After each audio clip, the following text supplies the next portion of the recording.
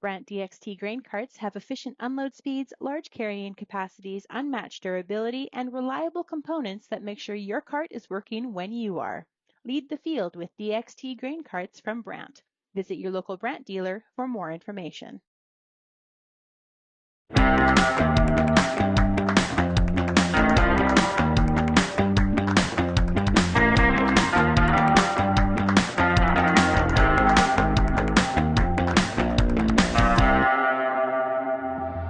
Thank you to our show sponsors, the Corn School, Profitable Practices, and Rhizosorb. Rhizosorb is redefining what growers expect from phosphate fertilizer. Backed by data and built for performance, Rhizosorb helps reduce phosphorus losses, improve uptake, and boost ROI without increasing input costs. Join the next wave of growers switching to the next generation of phosphorus fertilizers by visiting Phospholutions.com.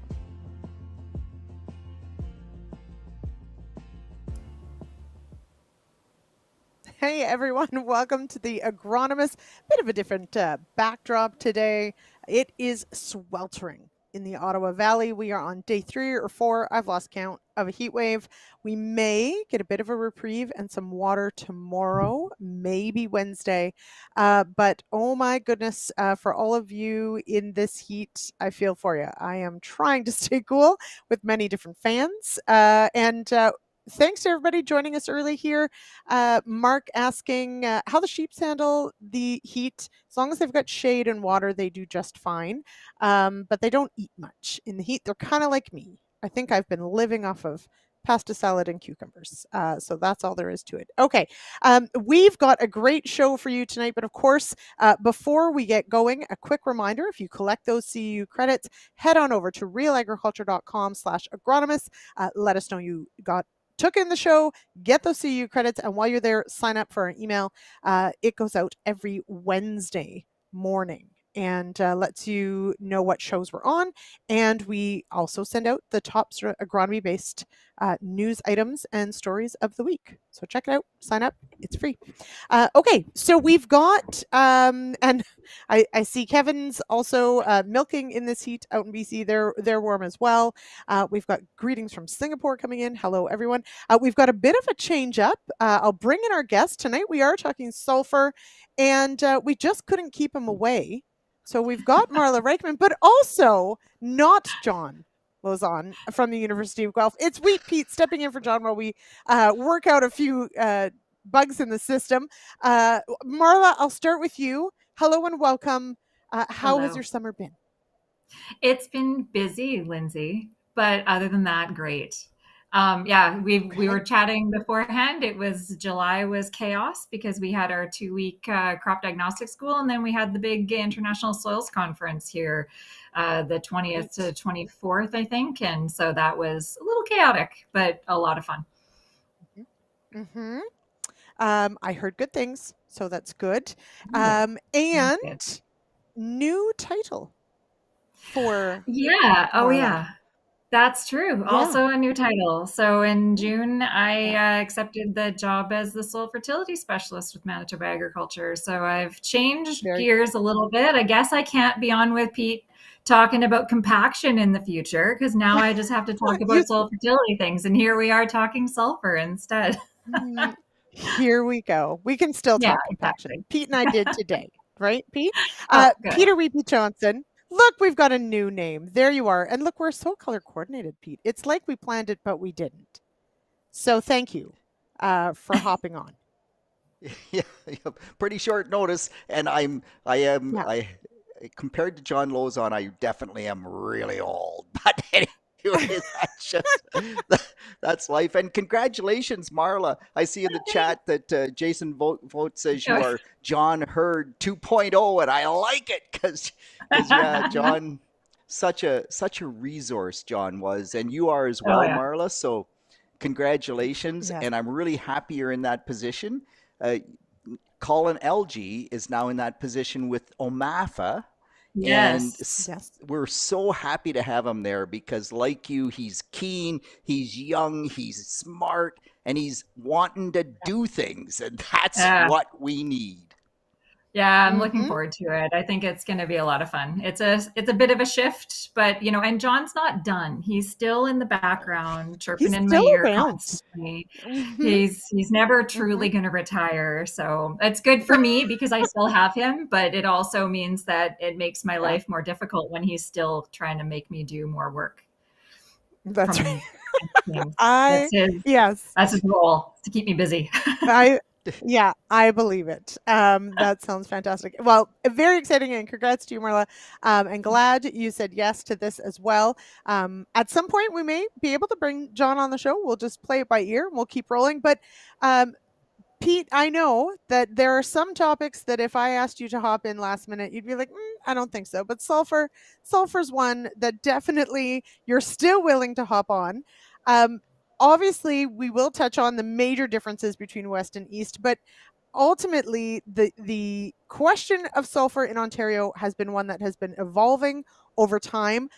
This is actually a topic that you got in my ear about a few months ago, saying that we needed to touch on this more often than maybe we do. What was the sort of impetus for that? Why is it of perhaps increasing importance for the Ontario farmer?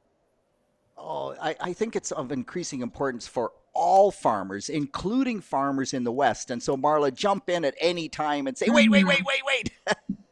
But it is just so interesting to me how it has evolved over my tenure in extension and agriculture. So Mhm.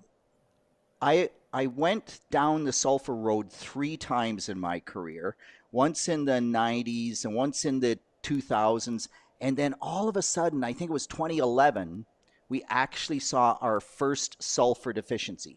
And Wow. it's so funny because in 2011 we started talking about you need sulfur, and I had some agribusiness people telling me, "Oh man, we've been adding sulfur since 1990." Well, you didn't need it in 1990, and you were costing your growers money because we were getting Mhm. up to 30 pounds per acre per year out of the atmosphere. That Mhm. has Yeah. changed just so radically, right? And Yeah. Western Canada, the western part of the U.S., they did not get as much out of the atmosphere, I don't think, as Ontario did, but still more than you Yeah. are now. Even the Yeah. UK, and you would say, why would the UK get sulfur out of the atmosphere? There was just so much in the atmosphere that everybody was getting it. So the Yeah. UK is now looking at sulfur, and so that was 2011, and we did a whole bunch of research, and on wheat, because I'm wheat Pete. That's funny that I would do research on wheat, but I know it's maybe. weird. Anyway. Mhm. And like over 10 pounds, we could not get response to more than 10 pounds of sulfur on wheat.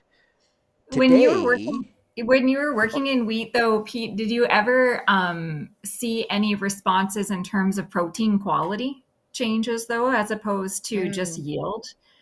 so really interesting question, Marla, because when we first did that research, we worked with Jane Bach, Dr. Jane Okay. Bach, and she was the quality person in Ohio. And I think because at that particular point in time, we were marginally deficient in sulfur. And so we saw minor differences in protein quality. It was there, but it wasn't significant. And we were using the Mhm. performance trials, and some of the performance trials had better sulfur soil supply or weren't as deficient as some growers' fields were. So we definitely looked, and we did see some things, but it wasn't this stark contrast that I think we would see today. So tell what's happening in Manitoba, Marla. What are you seeing from that perspective?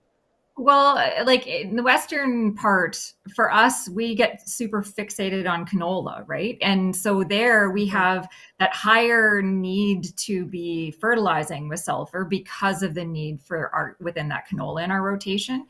And the fun part about that from a wheat perspective is that we have sulfur like in that rotation, so therefore we're fertilizing our wheat within the rotation too, right? Because the Yeah. sulfur that's not taken out of the crop ends up leaching back out really easily from the crop residue, and so that becomes available again for future crops. So like in the canola world, we're always looking at trying to maintain that balance, right? Making sure that we've got enough sulfur. Even on soils where we have a lot of sulfur, we still put it down because it's an insurance policy with canola, and it's critically important for canola. I actually did my master's work with Don Flayton in nitrogen and sulfur ratios in canola. And so this is like a topic that's kind of near and dear to my heart in the soil fertility world, talking about sulfur, because it was, again, in those early 2000s, and we were really focused on making sure that we were figuring out why there might be differences in responses in hybrids versus the open pollinateds, right? Wesco was doing that research at the time. So, you know, sulfur is an important part of our nutrition, like crop nutrition within our rotations here overall. Yeah. So along those lines, and Jeanette's got a great question here on an actual deficiency in canola, in that it's ugly, and it is. But the question is, you know, there is a shift potentially in products to more elemental sulfur to versus. So let's back up a little bit. Marla, just a quick recap. We have sort of like readily available sulfur, and then we have sulfur that will be available over time. So break those down for us, and how do we use those in rotation then?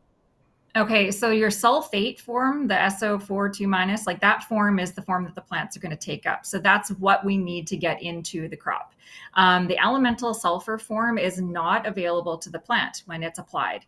It has to be oxidized, and that is a microbial process. And because it's a microbial process, it takes time.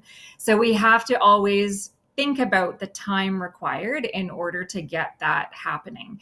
But you're going to need oxygen, you need moisture, and then you end up having this kind of process again. So when you're using elemental, when we talk about use of elemental in Western Canada anyway, we always say you need to apply it at least 1 year before the crop that you're trying to grow, that you're targeting. And so that means putting it down. If we're talking about canola, if you're using elemental, it means putting it on the spring before, a year before. So you have that full kind of 365-day process. But that being said, it's very dependent again on the weather, the microbial activity, the size of the product too, because the finer the particles, the more they can break down. Elemental sulfur is the one fertilizer that I say throw every single 4R rule book out. Like everything that you talk about for placement, don't band it, don't put it, like don't try to protect it. You want to broadcast it on the surface. You want to let it weather. You want to just let it hang out there and break down, and then you can till it in if you're doing tillage. So like it's just one that you just want to make sure that you use completely different than every single other fertilizer that we talk about. And so when you're talking about doing that, you might get that in the crop the next year, but it could actually take 2 to 3 years before it's really becomes available. So it is a special one to deal with. It's a great product if you're using it regularly kind of within that rotation, but not expecting it to be kind of coming out within a specific set time. Not for us in our weather anyway. Yeah. I was going to say, Pete, yeah, of course. I mean, we usually get water, maybe not in the last month or in the next couple of weeks. But for the Ontario question, I know that we tend to add sulfur, and I've actually got a clip about adding it very early with a drone in wheat that we'll go to in a bit. But how does the elemental versus sulfate question work in Ontario? Oh, that's such a great question, Lyndsey. And actually, Luke Gadabani, I think in 2021 for the Southwest Ag Conference, did just such a great presentation on how sulfur works in the soil. And so Dan Kaiser out of Minnesota is finding the same thing. And we've often said that sulfur, if we get it in the sulfate form in the fall, well, sulfate, negatively charged, nitrate, negatively charged, nitrate in the soil in the fall, that's pretty much gone by spring in the Ontario climate. And in much of Manitoba as well, you probably get enough moisture to move the nitrogen out of the soil profile. Not so in Saskatchewan, not so in Alberta, but we thought, okay, sulfur's the same. It's negatively charged, but it's not. And that's what's so phenomenally interesting, is that even though it's negatively charged, it does not leach out of the soil profile nearly as quickly as nitrogen does, as nitrate does.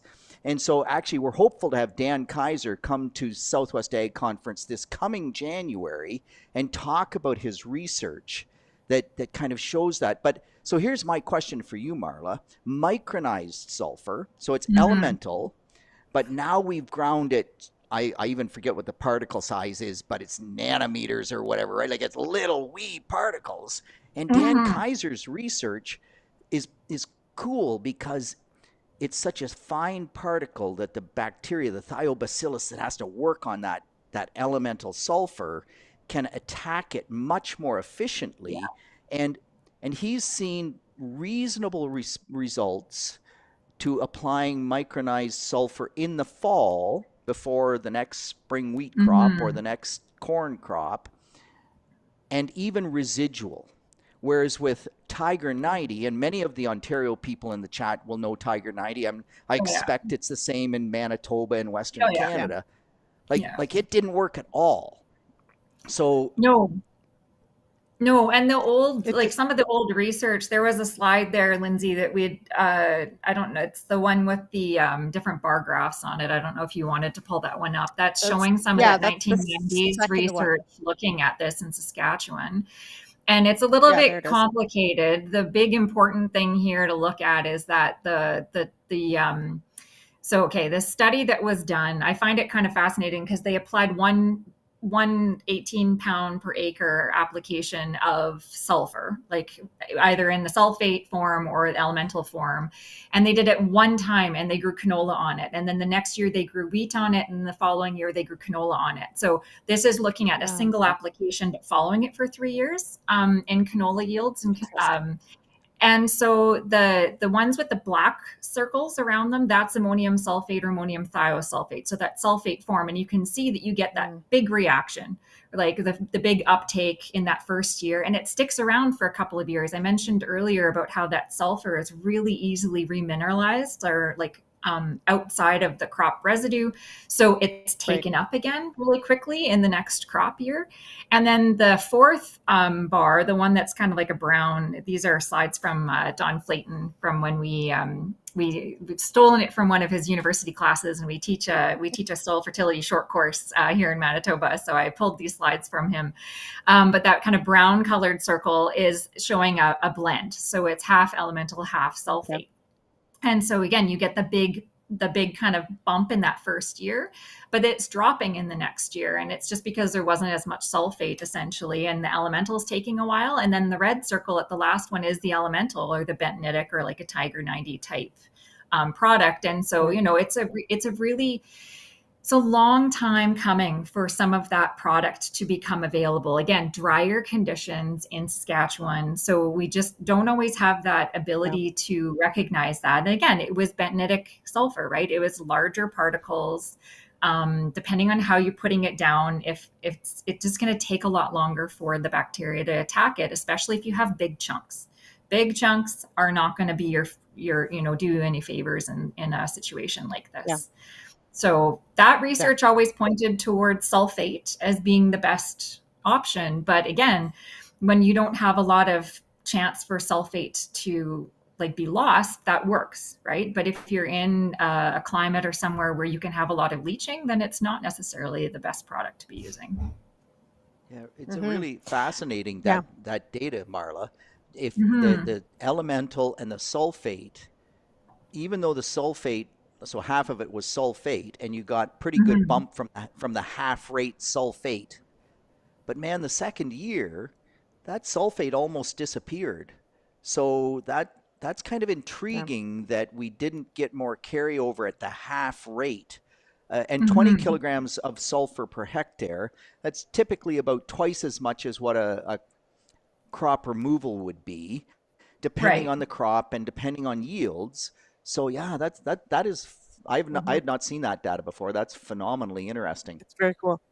Mario asked, just that the last one, I just want to point out, because Mario's asking which one is elemental. That's the bent. That's the last, the fifth column. That's the elemental sulfur. So this was one application in 1 year, and then subsequent year's And growth. then following it. Yeah. So one application of those 5 different treatments, and then they followed it. And it's also important because the other question that Mara is asking too is about whether it was spring applied. So this is averaging 3 different application types. So it was either broadcasted, it was seed placed, or it was side banded, essentially. Like, so there was 3 different application styles. And so that's what they're doing, is that they were averaging that. When they actually broke this down and then looked at the application type, as soon as you in-soil banded it, that's when everything went to heck for the Bentnetic. Like the Tiger 90 just did not work in that case, but it did better in the broadcast application for sure. This is where concentrating it works against you. Very much so. We want it exposed to the soil and the soil bugs. Okay, we need to take a quick pause and send a shout out to our show sponsors tonight. But I think, Jay, let's queue up. I did mention it when talking about sulfur, and there are a couple questions about ratios as well. And timing. Time is incredibly important. And we've got Pete here, so we may as well run the wheat clip. So, Jay, if you would, we'll go to our clip with using a drone to get sulfur on super early on the wheat crop. And then we'll send a shout out to one of our show sponsors.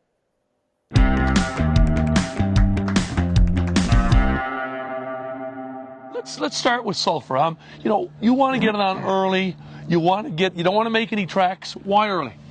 Early, just for early development. So getting that sulfur into the plant really as early as you can in the spring. And obviously with sulfur, you get a bit of nitrogen.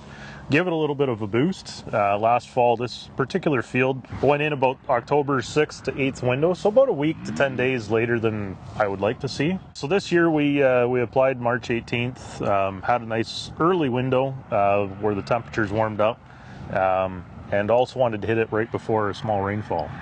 We had about 1/10 of an inch after application, so not enough to get it into soil solution, but certainly we've had 3 to 4 inches of rain since then. So we really haven't had an opportunity with good ground conditions yet to get on the field with traditional application equipment. So, but with the drones, you got out there. Now you've been, as I said, you've been working with Drone Spray Canada. I was just down the road here, catching up with Adrian. Yep. And he's spreading some urea down there, but we got to see that drone in action. It was obviously here a lot earlier. You've watched that drone in action in a couple of years now. What do you like about it? How it covers your field? Yeah, best part about it is I'm not operating it. So custom application, operating drones, I've certainly helped Adrian and worked lots with them. Beautiful spread pattern, haven't seen any streaking, double coverage. Again, this year we targeted 80 pounds of AMS. Last year we were at 100. And actually this field in 2001 was the first time it was exceptionally wet. It was before a tile. We had the farm tiled. And he spent, with the T10, the first generation, a significant amount of time putting some urea down for me. But the capacity of where he was at in 2021 versus 4 years later has increased dramatically. Exactly. This is a T50. What's the capacity of that one? I believe it'll hold 100 pounds of product. So you can think an acre, just over an acre per fill. His first generation, the T10, was 20 pounds of product. So the capacity is increased dramatically. First year he did it in this field, 21, he spread 4,000 pounds in about 15 hours. This year he did 6,000 pounds in the same field in 6. So capacity's increased. It's still very repetitive work. You're changing batteries, filling every 5-10 minutes. But again, as all technology, it improves over time, right? So I'd be curious to see where we're at 4 or 5 years from now.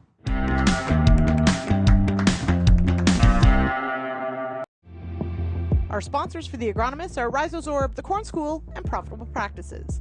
Profitable Practices on Real Agriculture is a video series featuring Canadian producers who are adopting farm practices to have a positive impact on profit, people, and the planet. Profitable Practices is made possible by support from Farm Credit Canada and RBC Royal Bank. Find it on YouTube.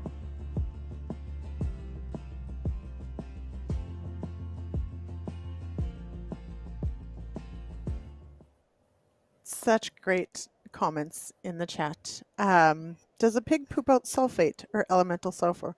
If your pigs are pooping out elemental sulfur. I think they don't have enough fiber. But but No, it no, does. no, It Lyndsey. is. I was It's going to say, elemental. but It is. it's a real question, right? In that I was going to say this is like nitrogen. It has many forms, and sometimes we're Mhm. surprised by what those forms might be and what has to happen. So there you go, Pete. And well, Marla, you can take this one if you want. I know that you also know your way around some manure. Does a pig poop out sulfates or elemental sulfur?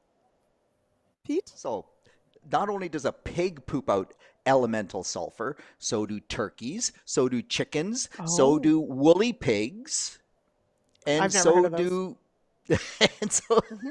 so do cattle. So and man, I got stung so Fascinating. hard with this because I Oh, had the same year I had a hog farmer with, I would say, copious amounts of hog manure.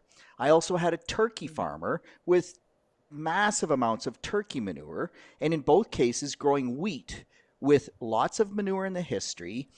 Manure applied at least the year before or 2 years before. I don't recall exactly, but we kind of said, and I think this was about 2015 or 2016 when I first started consulting as an agronomist.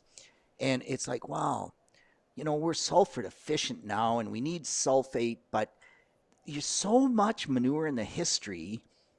We don't need sulfur. We don't need to put sulfate on those crops. In both cases, I got stung hard because we Mhm. went mm, sulfur deficient. And Mhm. so when you have crops like wheat, like alfalfa, like winter barley, Lyndsey, last fall, we are pretty sure our winter mhm, barley went sulfur deficient in the fall. And right. so this is a new phenomenon. I actually reached out to all my contacts in the UK saying, "Do you ever see this?" And they had not. Mhm, But those crops that need it early, manure just does not seem to bring it to the table, which, Mhm. Marla, I find really interesting because in that manure, you would say that elemental sulfur is pretty small particle size. Yeah, but mm, you know what? When we talk about manure, we actually don't talk about manure as being a sulfur source. And that's because we found the yeah. sulfur source to be so unpredictable. Mm. Because and it depends on the storage, right? And so it can be Oh, lost during storage. It can be lost because again, hydrogen sulfide, if you're talking about liquid manures and right. things like that, is that loss mechanism. So you've got that potential for the like atmospheric loss essentially when it's Yeah. sitting wet, right? And that's why and we don't see this type of thing happen in regular crop fields. You don't have that potential for like atmospheric loss the way that we have like denitrification, right, of Right. nitrate to the atmosphere. So you don't have that with sulfate. But in really, really, really wet conditions, you can have that reduction to hydrogen sulfate or hydrogen sulfide, sorry. And so that's where you're going to be noticing like that rotten egg smell digging around wetlands and things Mhm. like that. And that's what's really dangerous about manure and can like take somebody Yes. out quite seriously Yeah. because of that. And so because of those potential losses, we don't actually consider manure to be much of a sulfur source. It would be maybe be different when we're not dealing with like the liquid kind of form of manure where you have so much of that potential for the buildup or the loss of hydrogen sulfide. Mhm. But yeah. So Yeah, okay, so under that's fascinating. And Mark says we apply hog manure. He says poo, but I like manure, Mark. After wheat, which is every third year, but soil test S next season in corn doesn't seem to show it. So this may, of course, be part of the reason, but we do need to talk about soil testing, which, if John joins, that's one of the big things that John has been working on. So I promise everyone that if he doesn't show up tonight, we will have him back and we will tackle, or we'll have him. Maybe you'll have him on the Word, or I'll have him on the Monday show of Real Ag Radio, and we'll talk about the testing. But Pete, testing for sulfur is one of our challenges in Ontario. yeah. Um, So why? even I even think Marla will say that in Western Canada, the sulfur soil test can tell you you don't need sulfur, but when you get below that threshold, it doesn't tell you you do need sulfur or how much sulfur you need. Whereas the Mhm. nitrogen Mhm. test right? You Yeah. test for nitrogen and you know that you need another 100 pounds or you need another 150 pounds. And we had Dave Franzen come and talk about sulfur at the Southwest Ag Conference once, and he's the soil fertility specialist out of North Dakota State. And Dave Franzen said, there is no sulfur soil test that works. And so to this day, I think that's sort of true. We do get thresholds out of the test, but we don't get predictive rates. Marla? And is it the test, or is it the analysis, or is it the sampling? Right? Because when it comes down to the test, say you're doing a composite soil test and you're mixing up a bunch of samples, and this is where we get either stung, or I'm not really sure how to put it here in Western Canada, is if you get into one saline patch, like even if it's a mild salinity patch, a lot of our natural salinity is sulfate-based salinity here. So you go into a saline area and you've got 14, 15,000 pounds of sulfate per acre pulled out of that top 2 feet. If you accidentally mix one of those samples in with the rest of them when you're doing a composite, it totally throws it off. So here for us, when we're looking at sulfate analysis, if the soil test says it's low, you believe it's low. Right. If the soil test says it's medium to high or very high, you assume it could be low and you put sulfur down, because that's just how we handle it. And when it comes to something like canola, because canola is so like focused on, like so necessary to have that late season sulfur fertility for canola for like setting yield. That's why we go with that ratio. So when we talk about fertilizing with ratios in Western Canada, especially for canola, we say, oh, you need about a 7-to-1 N to S ratio or 8-to-1 N to S ratio. It's not so much that the soil has to have it, it's that that's what the crop is going to need. And you have to be careful because if you don't give enough sulfur, or if you actually tap it out, and we saw this in the last couple of years, actually, Lyndsey, if we want to pull up that other slide, the standalone slide. Yeah, slide 1. Yeah, I think it's slide 1, Jay. So this is stuff that Regis Karamanos did with Wesco. They were looking at crop failures, essentially, with good fertilization, not thinking about sulfur in that. And we actually have seen this in the last couple of years, where we've had some years where we had enough rain that we were actually leaching some of that sulfur out. And even the small amounts of sulfur that people were putting down with a bunch of rain, I think we were losing a lot of it and not necessarily getting it up into the crop. But what was interesting about this is they actually saw the control yield higher than the nitrogen fertilized plots. And that's because the nitrogen causes a huge vegetative growth. So they were getting this massive canola crop. And that crop needs to maintain that 7-to-1 ratio in the crop, right? So the crop is growing, it's taking up all this nitrogen, it's huge, it's taking up all the sulfur, and then all of a sudden it gets to the point where it needs to start setting yield, and it's completely tapped out. There's no sulfur to be found, and the crop doesn't yield. And so you have a massive crash, essentially, because we fertilized so well, but it got that early season uptake. And because sulfur can't be remobilized within the plant in order to get to that growing point, the yield drop was right there. And so we've seen, and this has happened in a couple of cases in the last few years. And it's a scary thing to see, because everything looks great until it's not great. Until it's very not great. Now, Pete, there was an earlier comment about ratios. And so Marla, you're saying with canola, we're looking at 7-to-1, 8-to-1. Pete, do we have rules of thumb and or ratios for our corn or beans, your beloved wheat? Are they similar? Different? So they're definitely lower.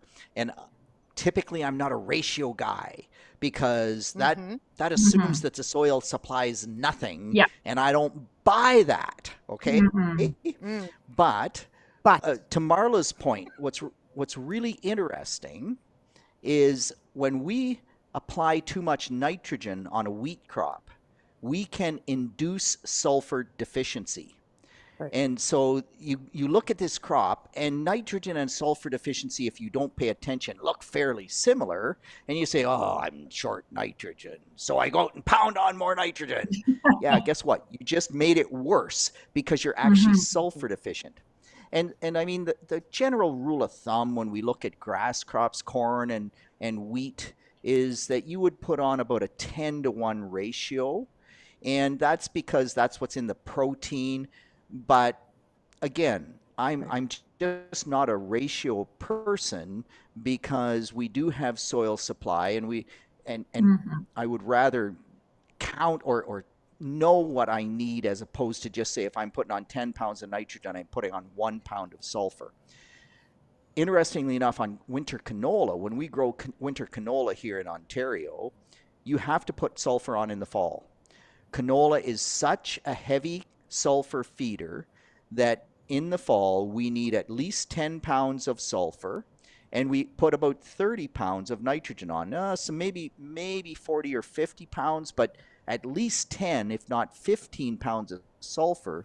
So Marla's ratio of 7-to-1, heck, we can get down to 3-to-1 pretty easily in the fall to support that canola crop. And again, it depends on what stage the crop is at and where you're trying to go with that.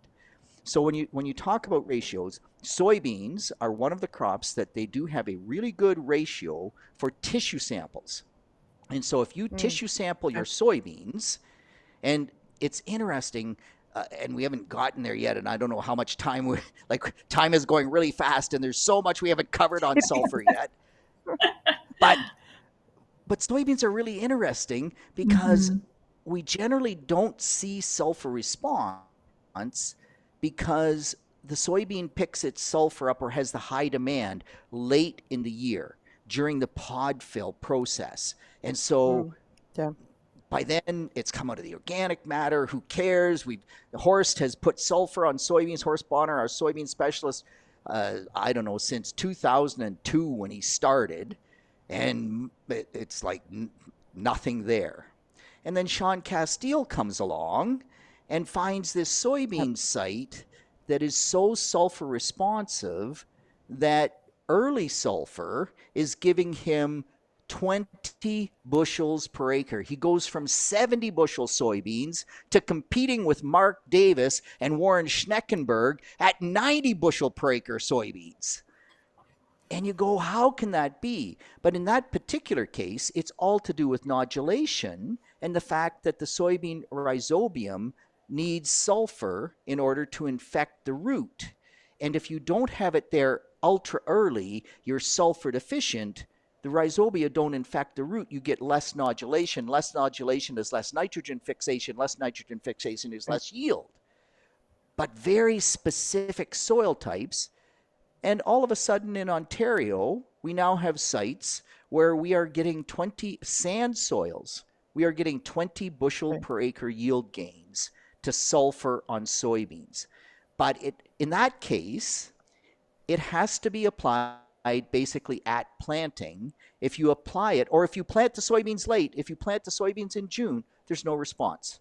Because again, there's enough that comes out of the soil. Right. So such a fascinating nutrient, how it interacts with every crop. Winter canola, a little different in the fall than even spring canola in Western Canada. And here's one last one I'll throw at you, Lyndsey and Marla, which blew us away. But way back when we first started looking at sulfur in 2011, 2012, and we were doing some manure work on alfalfa.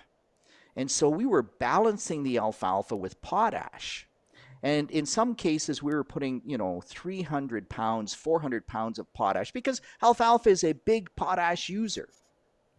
Where we did not add sulfur to the alfalfa crop, the potash reduced the alfalfa yield significantly. So Marla, can you help me understand that? How is it that I add potash, which the soil test says I need, the alfalfa crop needs, and I reduce my yield unless I add sulfur, and if I add the sulfur, my yield goes zooming through the roof, and all of a sudden I'm 10 ton per acre alfalfa yield?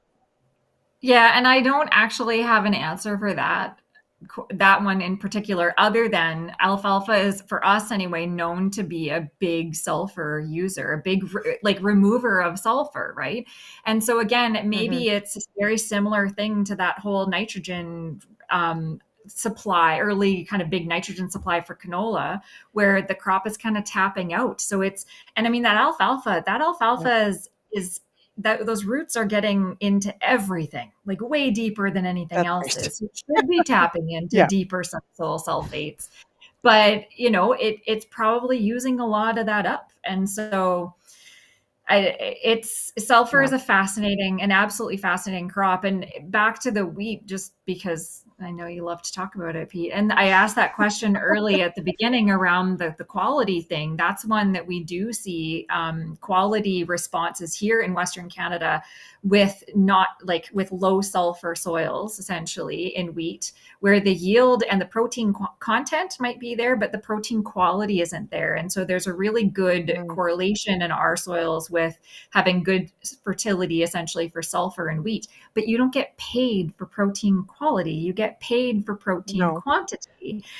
And so it's not something that our farmers in Western Canada are thinking about in terms of sulfur fertilization of wheat. But if they have canola in their rotation, again, they're adding something in. So it is a very fascinating nutrient. So, and that's where, some of the questions that have come in comparing elemental sulfur applications to sulfate applications, I mean, is the argument that you probably should be doing both if you have high sulfur users in your rotation? But based on the stories Peter just told us, that could be, if we have sandy soils, that could even be our soybeans some years. So it should we be recommending both in that, the elemental adds to the background and the sulfate meets immediate or higher needs, or how do we work these products in? Pete, you gonna jump on that one first? Yeah. Okay. Sure. I'll jump in. So Warren Lyndsey, wants to know if elemental on... even works in Ontario. So does it even work? I say yes. We usually have water, but not this year. Sorry, Warren. But elemental will work absolutely. But again, as Marla pointed out, broadcast Tiger 90 is going to be a pretty slow release.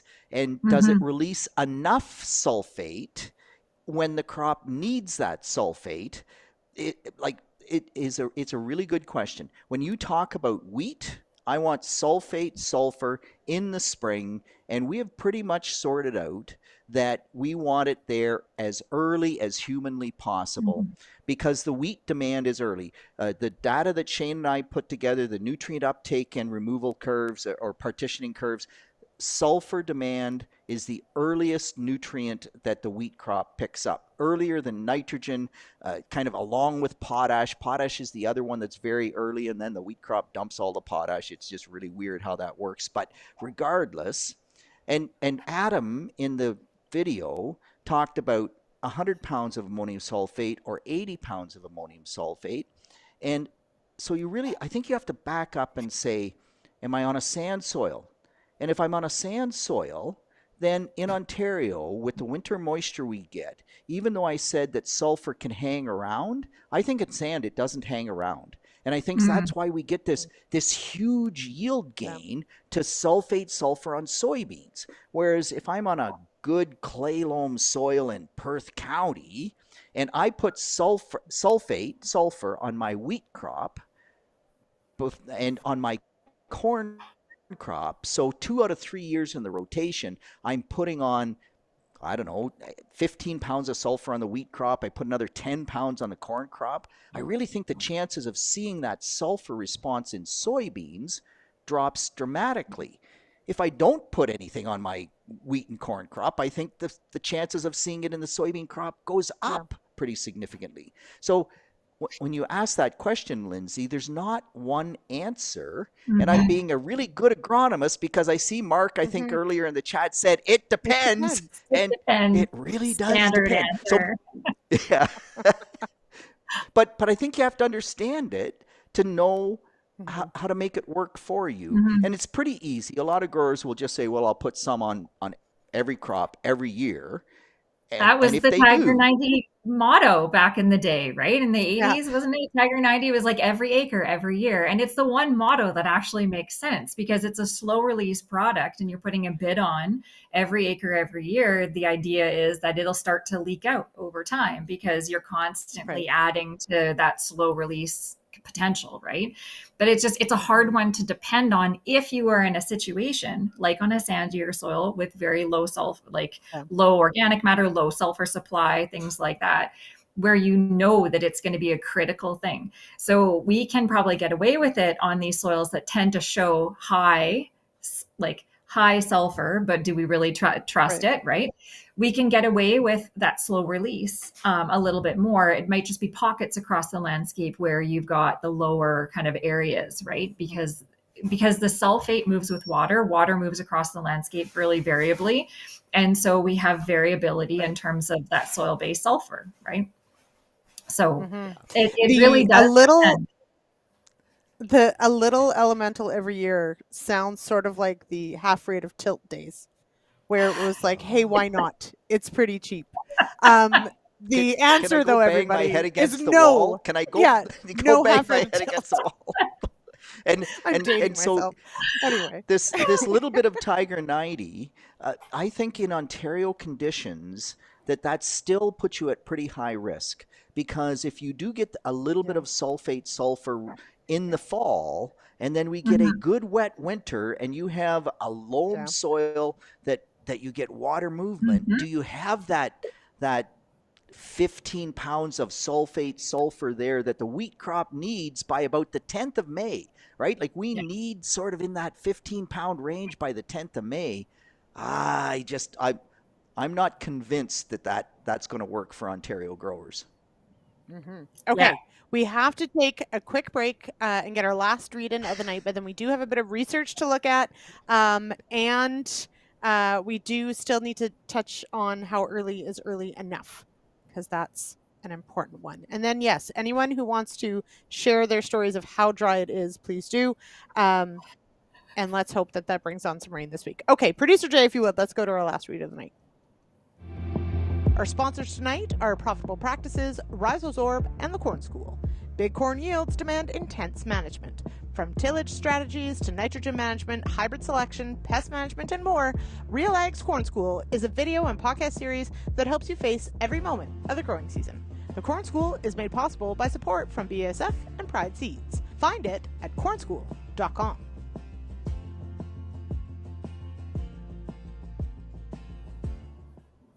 I think we'll officially call this a 2-hour show. And if Marla, if you could just hang around, that'd be great. Okay, that's fine. We're not allowed. Okay, let's go. Before we talk timing, Marla, we do have Producer Jay. Let's go to the research slides that we do have. Because there's some good stuff in here. Well, okay, because this knocks out some of the things we've been talking about. It's exactly what we were just talking about in terms of, and now specifically, this is looking at the Micro Essentials products, which is the blended, like half sulfur, half sulfate, half elemental, right?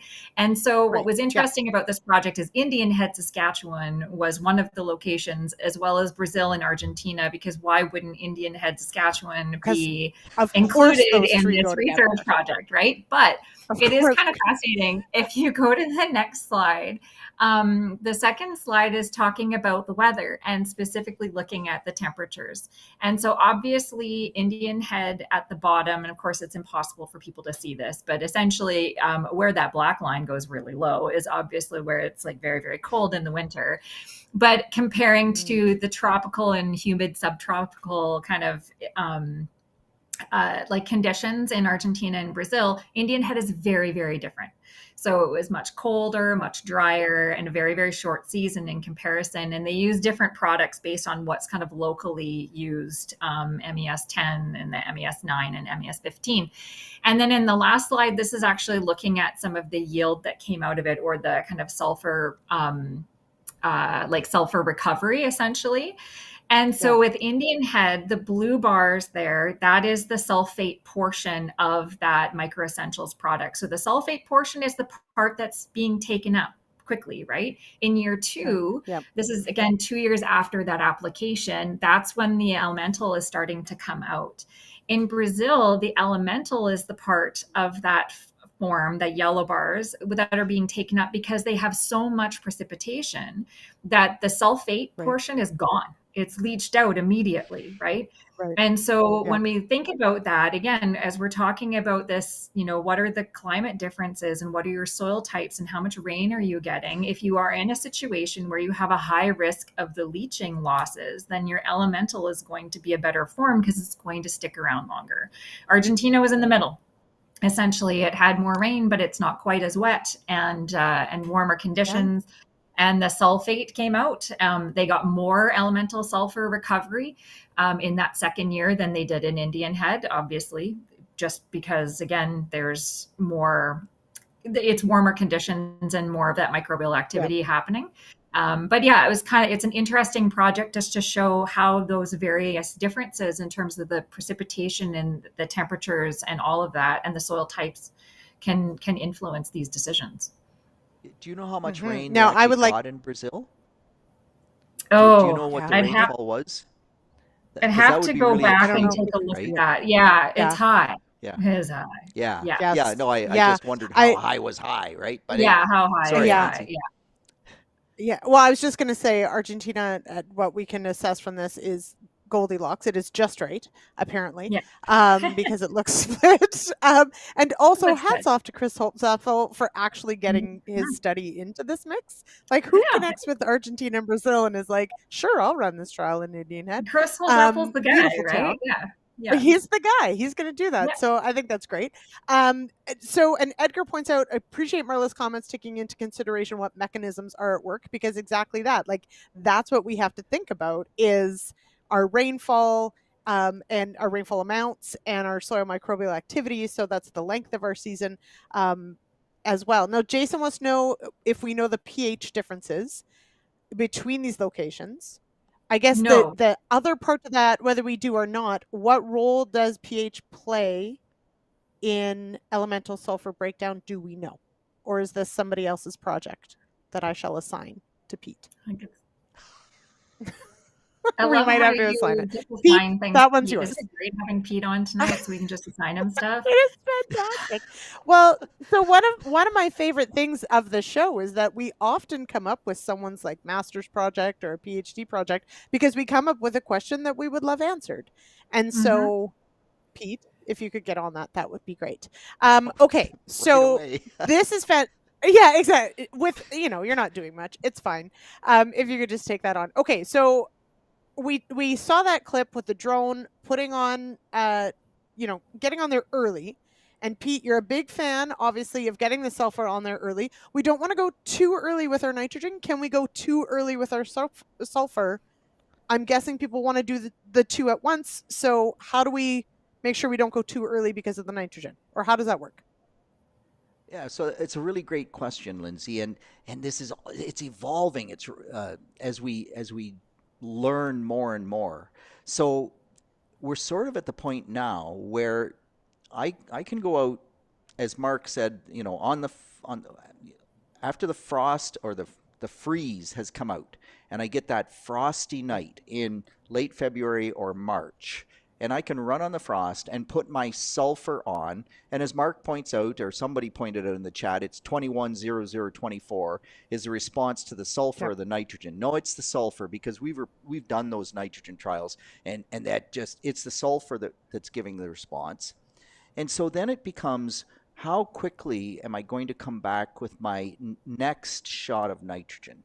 So I have a lot of clients now that will put on the ammonium sulfate as a dry product to either 80 to 100 pounds. Every client is different.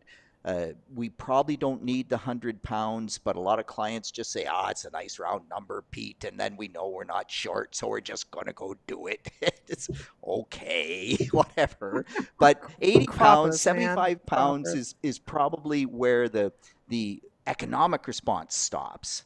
But then if we're going to go out and put on the next shot of nitrogen as 28% with streamer bars, which on wheat I find really important to get the uniformity, We can talk all we want about uniformity with dry product and the new European style spreaders. Man, as soon as I mix urea with that ammonium sulfate, they are different densities and they don't spread the same. Have a nice day. So put the ammonium sulfate on first, come back, and if we only have 20 pounds of nitrogen on, we're coming back with that next nitrogen earlier. So we're out there on the 15th of April or the 20th of April, 2 days before we plant corn, and we put the big shot of nitrogen on. And that lines up perfectly with the demand of the wheat crop, and it gets it done before I'm busy planting corn. And yeah, it increases my lodging risk a little bit, but I can't. Most people run into logistical problems, and that split nitrogen application is always a big challenge. So you can put a bit of urea on up front, Lyndsey, if you want, with that ammonium sulfate. But as you point out, the nitrogen is at higher risk of loss. So we don't have a big yield response there. It's sort of that ammonium sulfate come back with 28%, and that system has been working very nicely.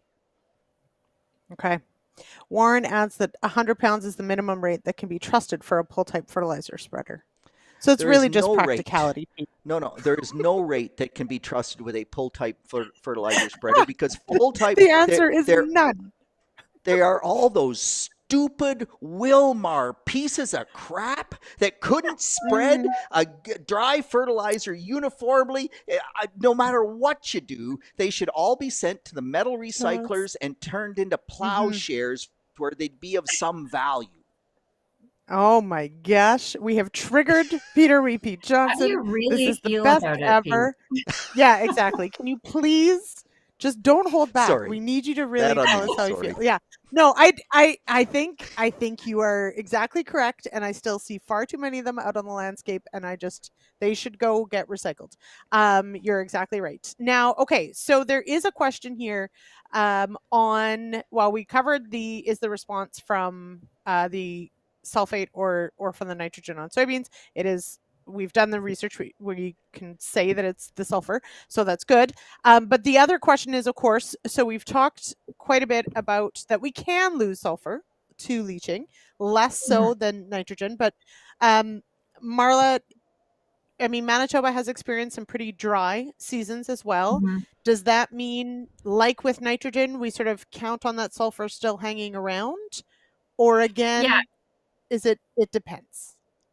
Well, everything's always, it depends. I mean, if it wasn't, it depends, we wouldn't have jobs. But yes. So this is the bread and butter is it depends. But it will depend a little bit on a few different things. So, I mean, if we're talking about sulfate in soil, sulfate forms in soil in dry conditions, we have this beautiful thing in Western Canada where that lack of precipitation often means we have water coming up from below, and it brings salts with it, and those salts happen to be sulfate based. So we've got this sulfur fertilizer source that keeps coming up, sometimes in concentrations way higher than we need. But there's a lot of fluctuation. And because it does move with water, it moves upwards with water too. So we can have things kind of stick around for a while. And so from the sulfate point of view, nothing's kind of disappearing. We don't have a volatilization risk with sulfate. The only atmospheric potential loss we mentioned earlier is under extremely wet conditions. They're not field conditions. They're wetland conditions, essentially, not just wet soils, when we would actually get to that level of reduction to hydrogen sulfide. But in the question of when it's this dry, will the elemental actually kind of become available? Then it's probably less so too, because we don't have the moisture and water essentially that's required for that process. So it's going to fluctuate a lot. But when it's dry, we're kind of just holding. And I would say we kind of sit in a bit of a holding pattern. It's when we get wet and when you have that on those soils that will leach, or the cracked clays that was mentioned before, where you may end up getting some of that water moving down in a faster way. You may end up seeing some of that sulfate leach. And then that's where we get into a bit of trouble, potentially. I don't know, Pete, if you what have say you? saline spots that are 15,000 pounds of sulfur per just go mine Acre. that saline spot and spread it out over the rest of the You know field. what you know how you mine it, Pete? You grow forages on it, right, Marla? You grow Yeah, and you just forage at it. you just take that out. Exactly. Just spread that Take it forage out. out. Yeah. Yeah, or else it's just going to be a kosher farm because Well, that's but about the to only thing that'll grow there. I will often get questions on that part. Not that we want to stray into salinity. I know that's not supposed to be my job anymore, I talking know. about that. But how do you not? But I'll often get questions about, like, can we take it out with the plant? If the plant takes it up and then we haul that Oh, plant away, yeah. right? Are we reducing that amount? But the problem is, if you had 14,000 pounds, how much are you actually taking out in that crop? And so Yeah. the ability to mine it is very limited. Okay. It's like a thimble to empty the ocean. Got it. Yeah. Okay. All right. We are over time, and that's really too bad because this is a lot of fun. And although we have missed John, we'll have him on again. We'll be able to ask him all our questions that we did not answer tonight. But this was so much fun. Thank you all in the comments for the great questions.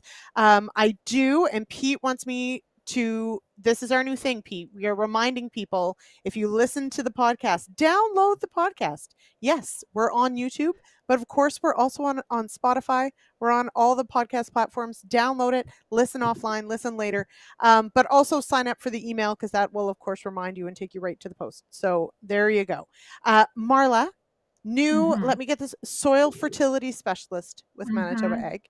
Thank you. Yes. Soil Safari Marla. You're going to change your name. Okay. I'm And gonna have to start going on you're not. vacation more. I think you are. Yeah, you don't need to. You are not John Hurt 2.0. He was Mhm. pre Marla. Let's put it that way. There we go. Oh, there we go. Yeah, I like that. Okay, yes. And Peter Johnson, thank you. We did the whole Real Ag Radio today, and now that you're gone, a surprise. Thanks for coming in clutch. Oh no, And thanks. yes, Warren, it is a drought. I have to apologize to Warren. 2 weeks ago it wasn't. Now it is. He hasn't got a drop of rain since. So I Yeah, apologize, Warren. You're now in a drought. many of us Yeah. are in drought Yeah. conditions in Ontario, unfortunately. But anyway, it's been Mm-hmm. a blast. Unfortunately. Okay. I love Mhm. working with Marla. Congratulations! I'm so happy that you are in that position. That's awesome. Thanks, And Pete. Lyndsey, Yes. always fun working with you as well. Thank you.